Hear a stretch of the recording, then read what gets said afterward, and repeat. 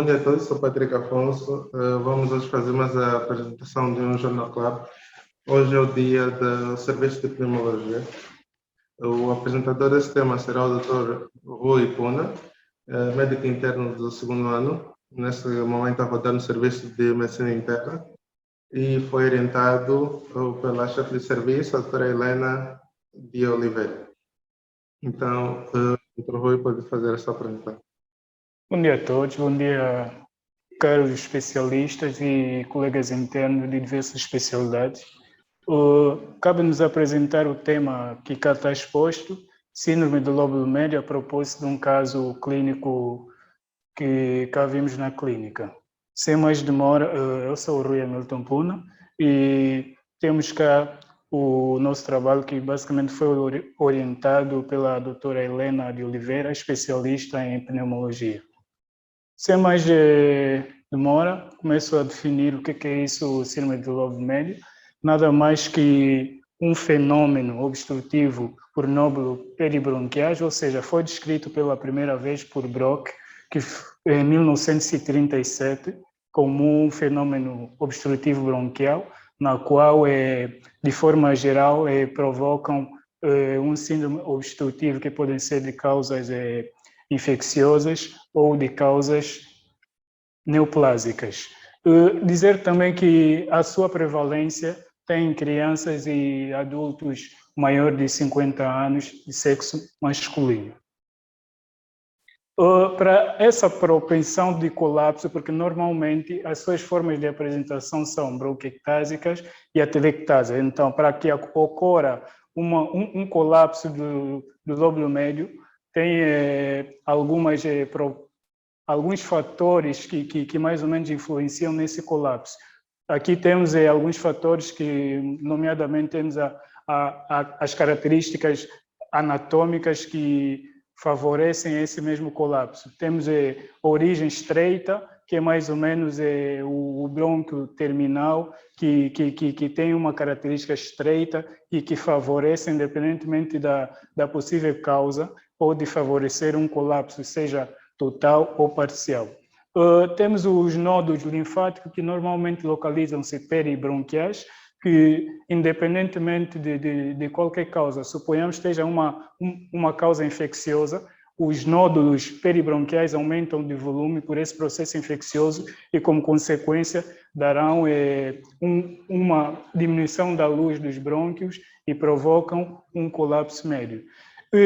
Temos os brônquios longos, isso diretamente proporcionado à característica fundamental do lóbulo médio, precisa de uma bifurcação angular que mais ou menos em dependência da diferenciação celular de cada uma das pessoas, podem favorecer a esse processo. E também temos o outro fator, que é o pouco espaço entre um lóbulo superior e o inferior. As suas formas de apresentação, temos três formas. Temos a benigna, temos a maligna e temos as idiopáticas. As benignas, nomeadamente, temos os fatores infecciosos e temos outros fatores que possam obstruir os brônquios, como corpo estranho ou outros fatores. Temos as malignas, que estão diretamente proporcionadas às neoplasias ou processos oncoproliferativos. E temos de causas idiopáticas quando descartamos a possibilidade que tenha causas benignas e causas malignas. O seu diagnóstico é feito clinicamente, laboratorialmente e imagiologicamente. Clinicamente falando, o dado é significativo ou diretamente proporcional aos sinais e sintomas, que os seus sintomas são característicos ou caracterizados por tosse, nomeadamente tosse com expectoração, que podem ser tosse hemotoica ou não, ou podem ser purulentas. Aparecem pacientes com febre, que podem ser de mais ou menos maior a 38 graus Celsius, podem apresentar astenia, podem apresentar anorexia e dispenia, que pode ser a médios e grandes esforços. Aqui temos alguma imagem do segundo item, que Só de realçar que o seu exame físico é inespecífico, porque vai em dependência do tipo da causa. Se for de causa infecciosa, temos os seus sinais que nomeadamente, podemos localizar no exame físico. Temos, laboratorialmente falando, podemos indicar os exames mais fácil. Começamos pelo hemograma, onde, independência da causa, pode haver alguma alteração ou não.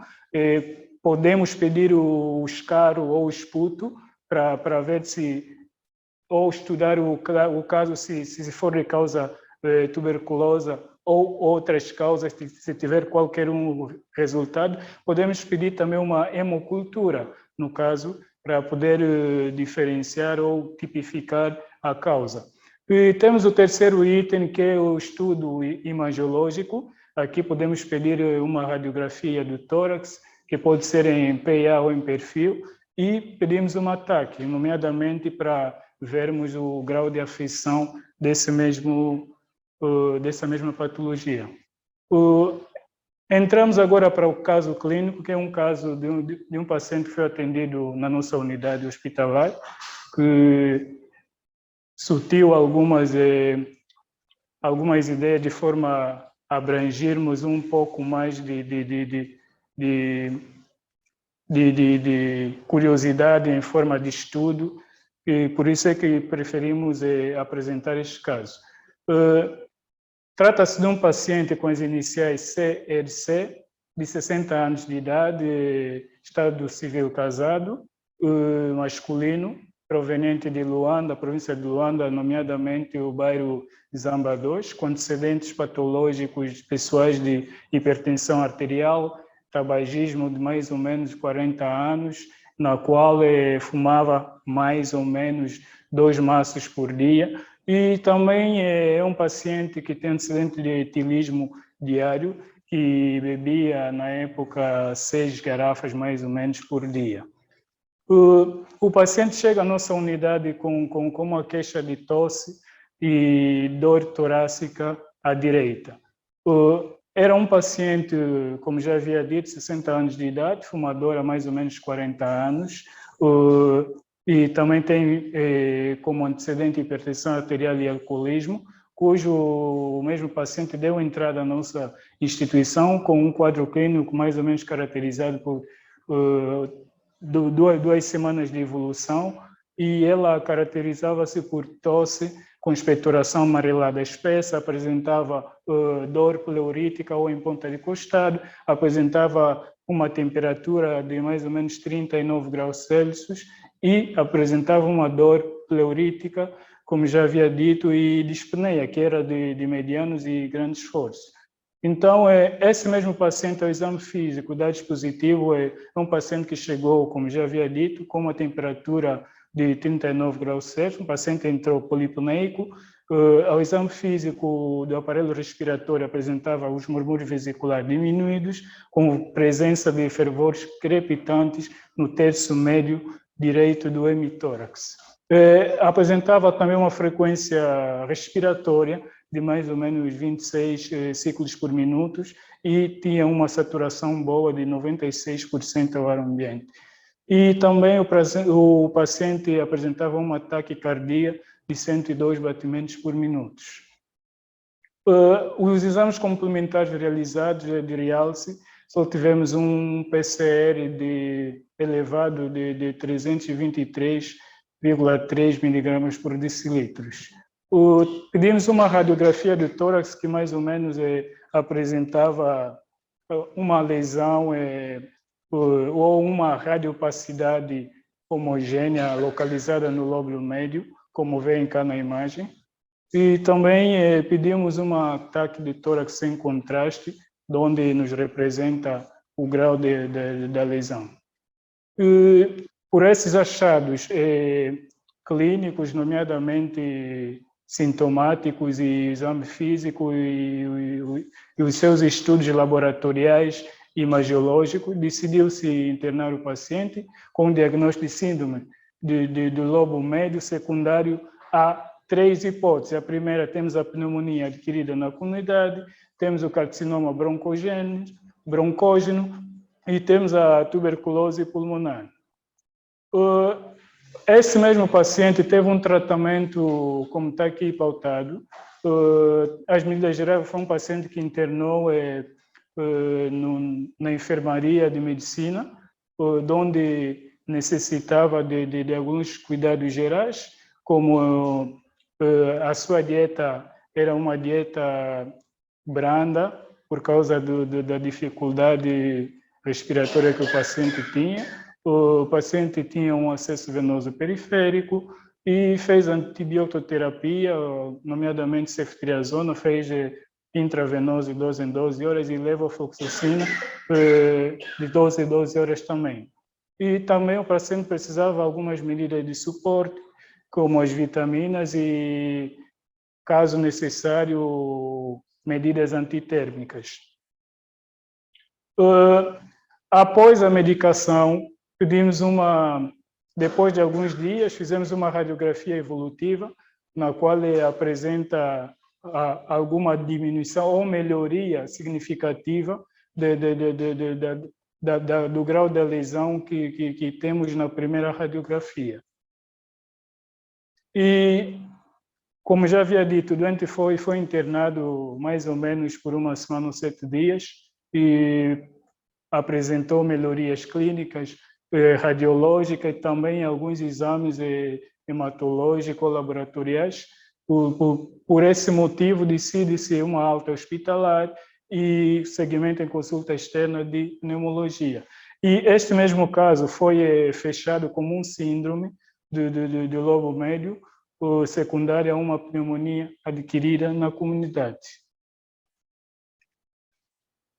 Sem mais demora, entramos especificamente, ou falamos da pneumonia adquirida na comunidade. O que é isso, pneumonia adquirida na comunidade? É uma doença inflamatória infecciosa, de acometimento agudo, isto é, de menor de 2 semanas, que podem ser causadas por vírus, bactérias e fungos. Nomeadamente, os fungos são de maior prevalência aos pacientes imunocomprometidos e, nesse caso, pacientes sem comorbidades ou com comorbidades podem ter maior incidência à contaminação ou infecção por bactéria. Essa mesma patologia é definida como adquirida fora do hospital ou antes das 48 horas do seu internamento ou admissão no hospital.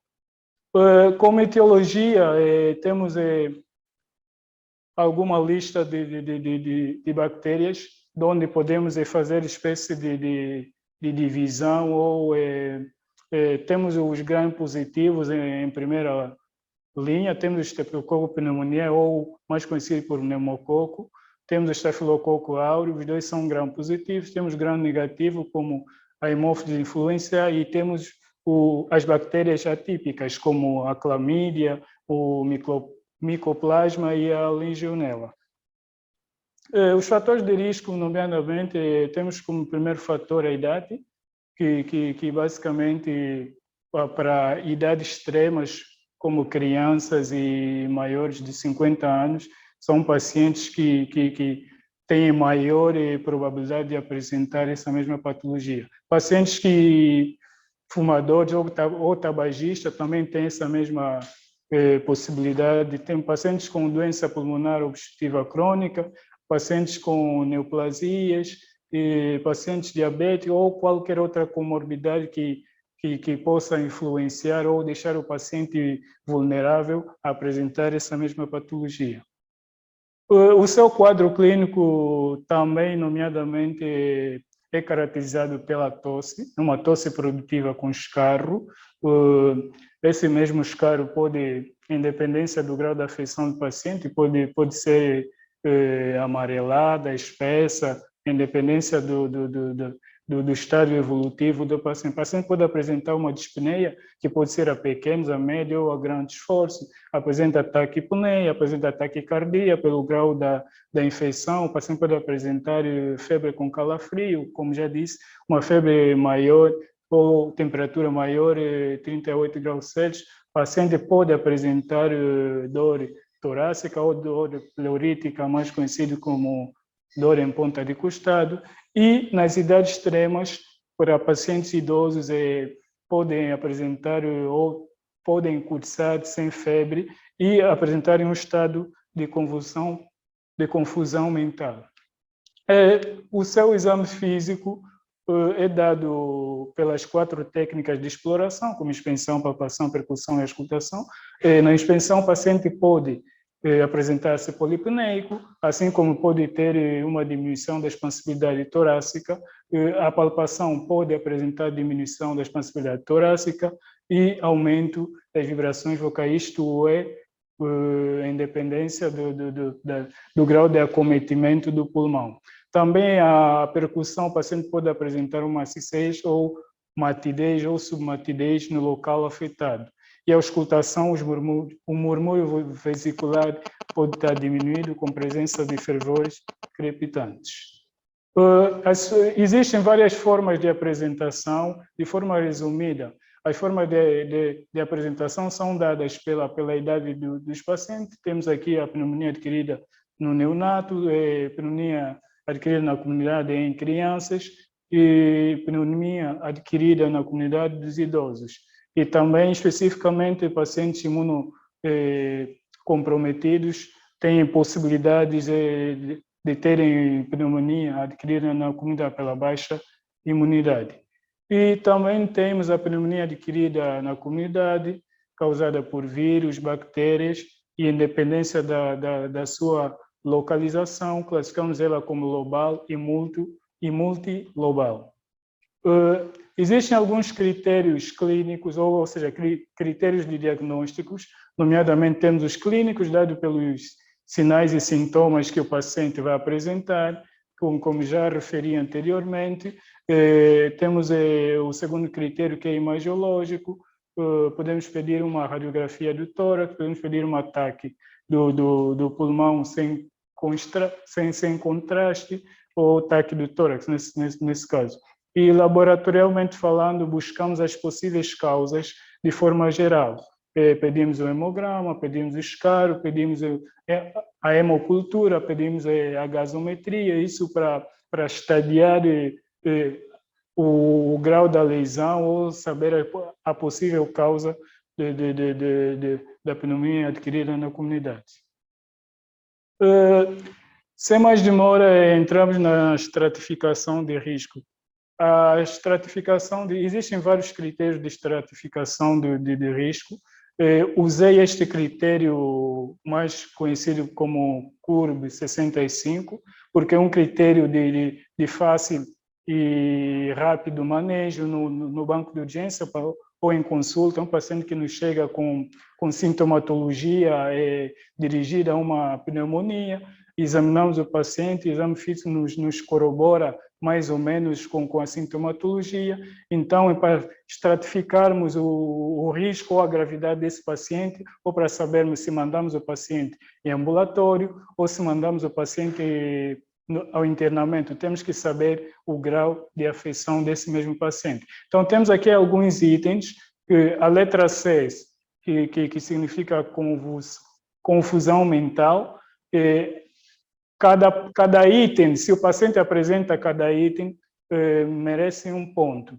Então, se o paciente apresentar confusão mental, terá um ponto. Se tiver uma ureia maior de 50 mg por decilitro, mais um ponto. Se tiver uma frequência respiratória maior a 30 ciclos por minuto, um ponto. Baixa pressão sistólica de 90 milímetros de mercúrio e diastólica de 60 milímetros de mercúrio, um ponto. E se tiver uma idade superior a 65, também um ponto.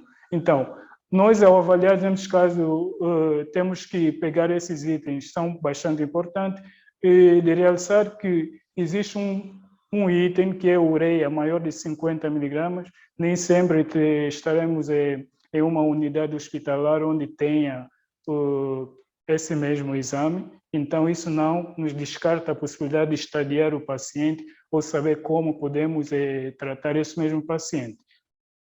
Então, se o paciente nos apresentar um CURB 65 menor de 2 pontos, o paciente pode ser tratado em ambulatório. Se apresentar 2 pontos, pode ser tratado na enfermaria. E se tiver maior de 2 pontos, internamos o paciente em uma unidade de cuidados intensivos. O seu tratamento ambulatório, dividimos em duas partes. Temos para os pacientes previamente rígidos, isto é, pacientes sem comorbidades, podemos utilizar a linha dos macrólidos ou podemos usar os beta-lactâmicos, mas é muito bom usarmos primeiro a linha dos macrólidos. E também em pacientes com comorbidades, temos uma associação de macrólidos e beta-lactâmicos e, em alguns casos, usamos as quinolonas, as de efeito respiratório, nesse caso.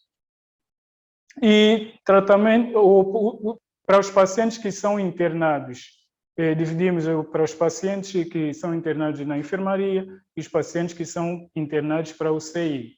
Na enfermaria, podemos associar os beta-lactâmicos, nomeadamente as cefalosporinas e os macrólidos, ou podemos fazer o uso das quinolonas, nesse caso a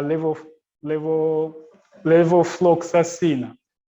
Para os pacientes que vão ser internados na UCI, podemos usar os beta-lactâmicos mais macrólidos, ou podemos fazer o uso de beta-lactâmicos mais as quinolonas. De realçar que, independência, ou seja, a independência do local onde o paciente estará localizado, nesse caso, se estará em ambulatório, na enfermaria ou na UCI, os germes vão aumentando de mais ou menos propensão dos tipos de germes, porque independente de cada localização, existem germes mais frequentes dessas áreas. E, sem mais demora, temos outro grupo de associação, os beta-lactâmicos e as quinolonas, que são usados para pacientes que têm risco de infecção por pseudomonas. E temos aqui referências bibliográficas, onde a gente fez algumas pesquisas, e sendo assim está exposto o nosso tema.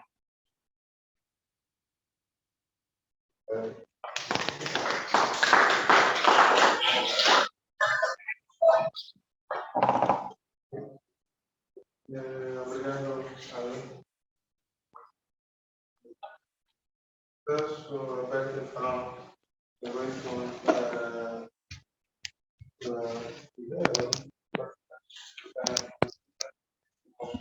ou então sugestões para o colega.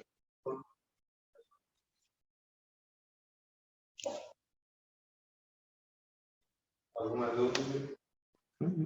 Sim, doutor. Solo desear notar que encontré un nuevo tema, es un tema muy sensible para el médico en general acá, para todos los médicos. Muchas veces tenemos muchas dificultades con manejo de antibióticos, por ejemplo, antibióticos no es de infección respiratoria aguda, ¿no? Fue muy bom que entraron un tema muy importante. Y es triste que veo que tampoco persona aquí que un tema tan importante para el banco de urgencia, para la persona que entrando con antibiótico delgado para la enfermería, que va a su casa con protocolo delgado. Entonces es triste que, no sé, yo creo que sería bueno si se pudiera repetir en jornal con otro mes, no sé, ese tema, quiero presentar, ¿no? Un tema que está bien definido, ¿no? Y es muy bueno para los médicos, es mi criterio. Ok, tá bem. Tá. Mais algumas sugestões?